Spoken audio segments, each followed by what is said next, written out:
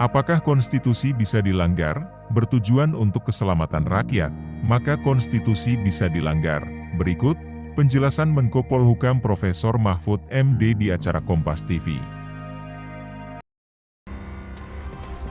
Kembali di Kompas Petang, Saudara. Menteri Koordinator Bidang Politik, Hukum, dan Keamanan Mahfud MD mengatakan para pihak yang tak sungguh-sungguh belajar hukum konstitusi akan kaget dengan pernyataannya soal konstitusi bisa dilanggar untuk keselamatan rakyat. Mahfud menjelaskan pernyataan dirinya itu memiliki landasan teori. Menurutnya ada sebuah buku yang jelas-jelas mengatur dan menyatakan perihal konstitusi boleh dilanggar demi keselamatan rakyat. Mahfud sebelumnya menyebut aturan boleh dilanggar jika menghambat upaya penyelamatan rakyat sekalipun aturan itu adalah konstitusi negara. Hal ini diungkap Mahfud terkait dengan penanganan COVID-19 oleh pemerintah.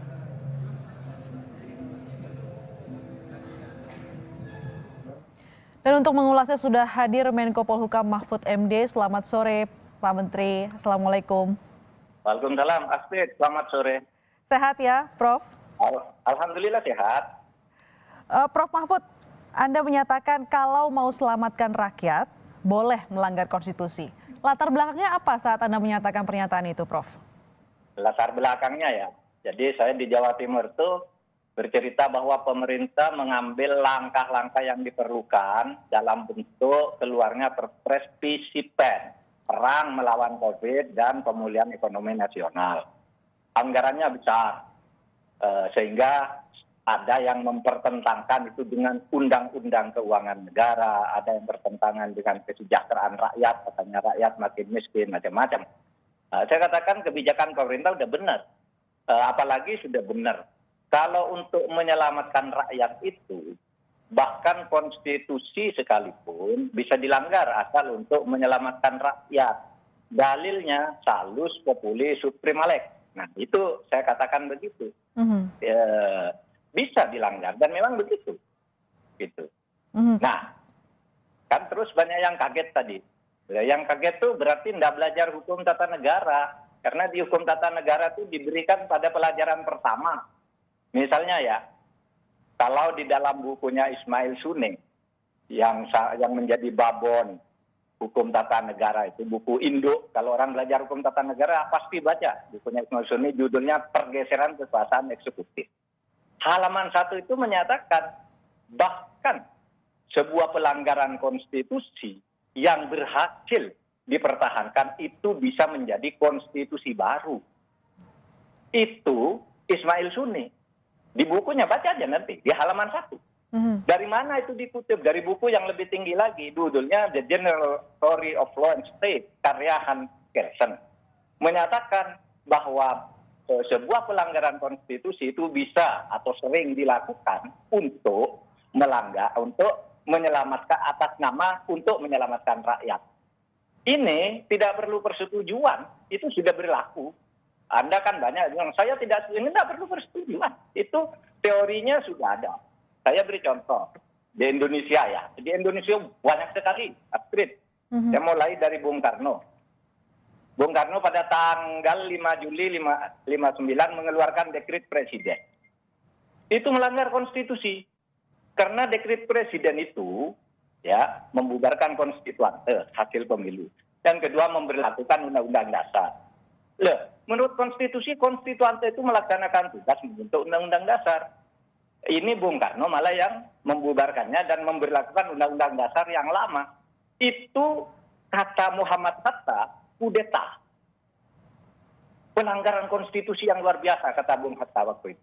Tapi waktu itu Bung Karno mengatakan saya untuk menyelamatkan rakyat. Ya.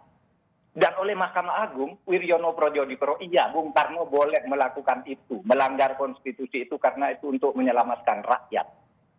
Kalau tak Bung Karno tidak mengeluarkan itu, rakyat pecah karena konstituante dan rakyat sudah ribut. Nggak perlu persetujuan, ini fakta.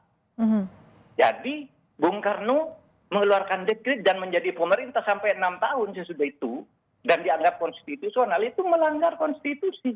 Dan jangan dikatakan, wah, istilah salus populi suprema lex itu terkenal sejak adanya ALC. Enggak, saya tahun 2006 sudah bicara ini di sebuah televisi bersama Asfi Warman Adam. Aswya Ramananda waktu itu mengatakan bahwa Orde Baru itu inkonstitusional karena kudeta dengan Super Semar. Oh iya betul, saya bilang. Bung Karno juga kudeta pada tahun 59. Super Semar itu kudeta karena apa? Dia dapat surat perintah lalu digunakan untuk sewenang-wenang melanggar konstitusi. Tetapi pada waktu itu Pak Harto didukung oleh rakyat.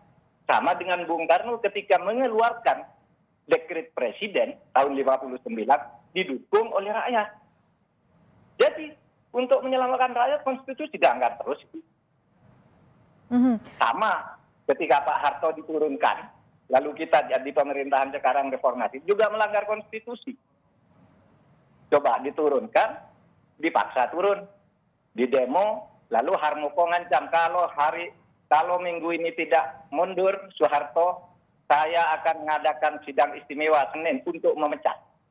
Melanggar konstitusi kan itu. Akhirnya Pak Harto saya menyatakan berhenti. Gitu. Harusnya kan diundang. Kamu bertanggung jawab baru diberhentikan. Menurut TAP MPR nomor 3 tahun 78 waktu itu. Jadi tidak usah kaget kata salus populi supreme lex itu prakteknya begitu. Cuma yang ingin saya katakan kita tidak boleh menggunakan itu. Karena apa?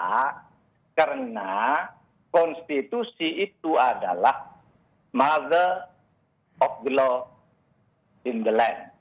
Induk dari semua hukum di semua negara. Tapi itu selalu terjadi di luar negeri kan juga begitu. Prancis menjadi dari Republik 1 sampai Republik 5 kan dari pelanggaran konstitusi ke pelanggaran konstitusi berikut. Gitu. Nah, yang kecil, saya contohkan yang kecil aja.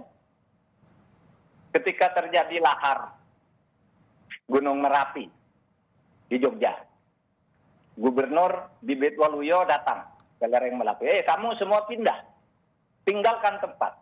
Rakyat banyak yang nggak setuju. Ada yang mau bawa kambing, ada yang tetap ingin di rumahnya dan sebagainya. Tapi oleh Bibit Waluyo dipaksa.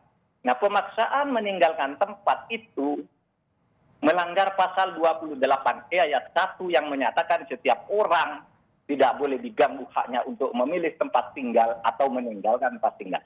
Tapi oleh Bibit Waluyo dipaksa pergi. Kenapa? Saya untuk menyelamatkan rakyat. Tidak ada apa-apa.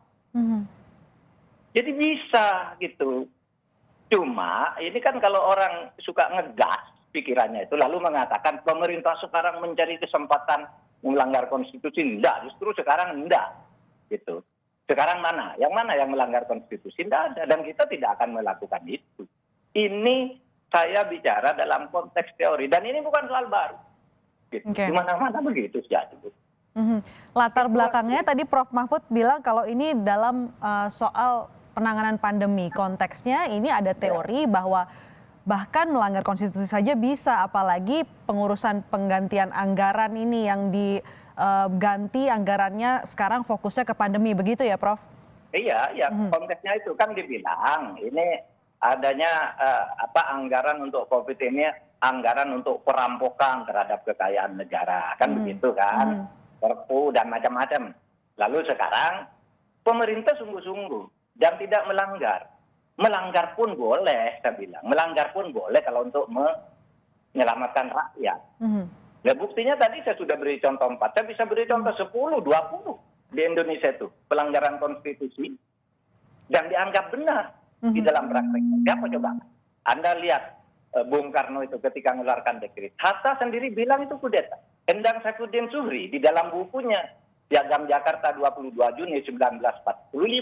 Itu juga pelanggaran konstitusi, tetapi kemudian didukung oleh sebuah konsolidasi oleh TNI, Polri, waktu itu tentara, rakyat, dan partai-partai besar, lalu Mahkamah Agung mengeluarkan demi menyelamatkan rakyat. Bung Karno sah melanggar konstitusi dengan mengeluarkan dekret itu. Itu tidak perlu persetujuan, misalnya ada Said Didu, saya tidak setuju, tidak perlu persetujuan dia, ini berlaku, itu terjadi. Nah, Prof. Mahfud, bukan musyawarah.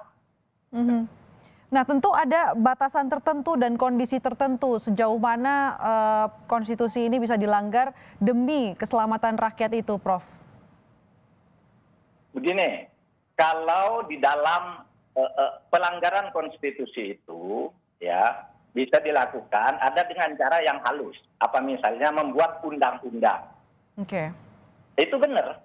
Afirmasi misalnya. Afirmasi itu yang dilakukan di Amerika. Kalau menurut konstitusi setiap orang harus diperlakukan adil, diberi peluang yang sama untuk berprestasi, untuk bersekolah. Di Amerika kalau berlaku adil, orang kulit hitam itu tidak bakalan lulus kalau ujian.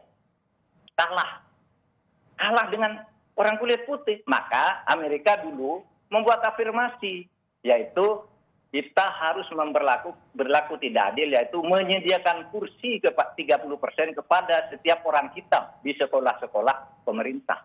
Itu kan tidak adil, tapi untuk menegakkan keadilan. Jadi melanggar konstitusi justru untuk menegakkan konstitusi.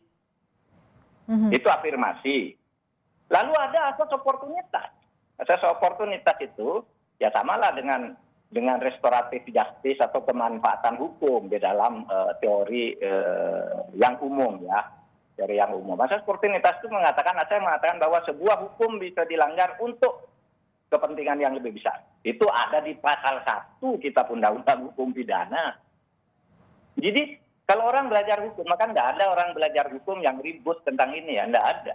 Orang yang nggak ngerti hukum aja. Pak Jimli tidak membantah, hanya menjelaskan ada undang-undang darurat. Oke, ada hukum darurat negara, ada undang-undang darurat negara, itu bisa gitu. Tetapi kan tidak bisa membantah fakta ini. Dan itu bukan agenda politik pemerintah, itu penjelasan akademis saja. Saya setiap semester memberi kuliah itu kepada mahasiswa, tidak ada yang ribut. Dan bukunya saya tunjukkan di bukunya Ismail Sunni halaman 1, ini Hans Kelsen yang dikutip oleh Ismail Sunni, ini fakta di Indonesia ada dekret, ada orde baru, ada reformasi, kan semua itu dari pelanggaran konstitusi ke pelanggaran konstitusi.